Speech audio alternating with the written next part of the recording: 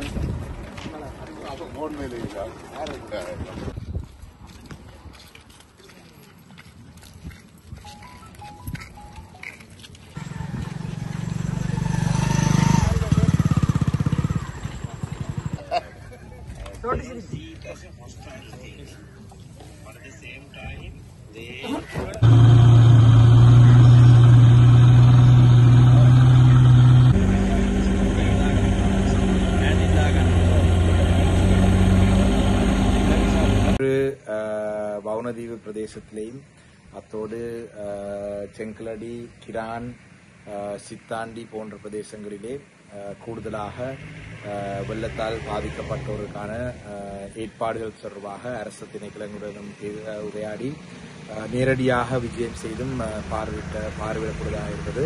குறிப்பாக மட்டக்களப்பு மாவட்டத்திலே கூடுதலாக வெள்ளத்தால் பாதிக்கப்பட்ட பிரதேசங்களிலே தற்பொழுது நீர்மட்டம் குறைந்து கொண்டு வந்தாலும் கூட கிட்டத்தட்ட சுமார் கூடுதலானவர்கள் அந்த எண்ணிக்கையை சொல்ல போனால் மட்டக்களப்பு மாவட்டத்திலே மொத்தமாக 23,141 குடும்பங்களும் 71,618 குடும்பங்களும்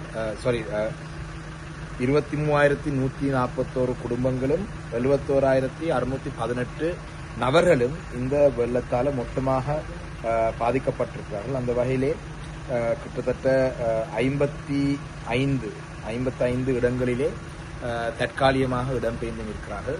மாவட்டம் முழுவதும் வெள்ளத்தால் பாதிக்கப்பட்டிருக்கு.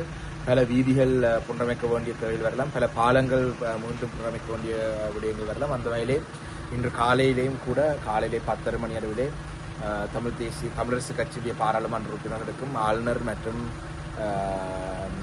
மாவட்ட அரசாங்க அதிபர், டிசாஸ்டர் மேனேஜ்மெண்ட் சென்டர் போன்றவர்களுடன் ஒரு கலந்துரையாடல் மேற்கொண்டு எதிர்வரும் வாரத்திலே திங்கட்கிழமை காலையிலே மாவட்டத்தில் இருக்கும் 14 பிரதேச செயலாளர்கள் மற்றும் ஏனைய தேவைப்படும் உள்ளூராட்சி மன்ற ஆணையாளர் போன்ற ஏனைய அதிகாரிகளை முனைத்து திங்கட்கிழமை காலையிலே மீண்டும் ஒரு கூட்டத்தை ஏற்பாடு செய்து இந்த கூட்டத்தின் ஊடாக பாதிக்கப்பட்ட பிரதேசங்களிலே அந்த நிலம் சீர் செய்வது, வீதிகள் சீர் செய்வது, பாடசாலைகளிலே சில தேவையில்லை சீர் செய்வது, சில பாலங்கள் புனரமைப்பு செய்வது, இவ்வாறான விடயங்களை பற்றியும் கலந்துரையாடிருக்கும். அத்தோடு மீண்டும் வீட்டுகளுக்கு செல்லும் நபர்களுக்கு வீட்டுக்கு சென்றவுடன் தேவையான உலர்வுணவு பொருட்கள் போன்றவர்களை அரசாங்கம் ஏற்பாடு செய்து கொடுக்கணும், நிர்வாகம் ஏற்பாடு செய்து கொடுக்க வேண்டும்.